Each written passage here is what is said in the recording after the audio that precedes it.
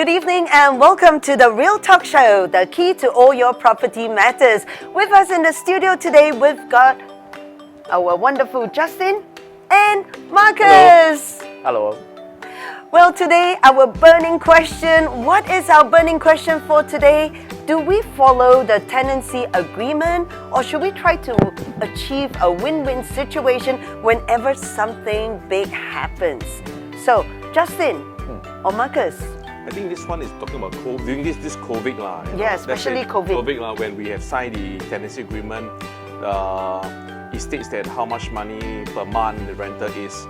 Then supposedly it's a $3,000 rental per month during this COVID. Although tenancy agreement signed, everybody must honor this agreement. But something really happened, so the tenant asked the owner, "Can you give me a rebate?" Am I right, Vivian? Something like that. Actually, during the COVID-19 situation, my landlord was really kind. I just WhatsApped him and said, well, it's COVID, we don't have any shows. And he straight away said, I'll give you $500 discount for 3 months. Now that's really wonderful, and that's compassion. And that's why I want to keep staying there. This episode is a shout out to Vivian's landlord. Yes, thank you, landlord. I've never met him, but yeah, he's wonderful. But then again, this is all the special circumstances. Yeah. So what happens, because the TA is there to provide a framework and guideline. So if A happens, it will warrant a response for B. B is the response for whatever happens for A. So it's C, then will become D. So it's always a proportionate response to whatever actions.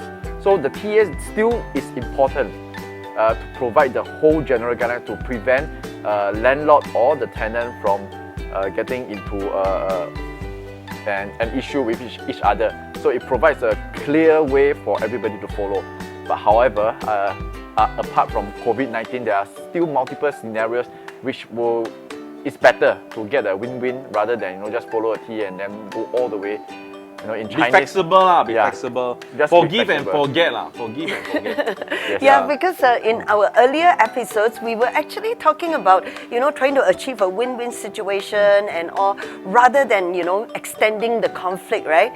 So I think this is a really, really interesting topic. So maybe you can shed more light on that. Usually, in your experience, would the landlord and the tenant want to reach a win-win situation, or are you as the agent paving the way for them? I think usually we agents also act as the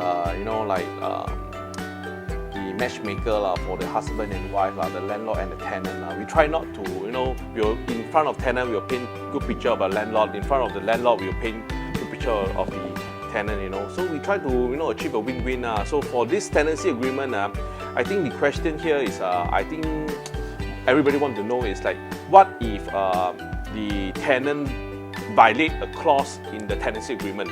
So is it forgivable? Like I give an example, let's say the rental is always late. No, people say the first day of the month you must pay the rental, but he always pay the rental on the 7th, 10th, or 15th.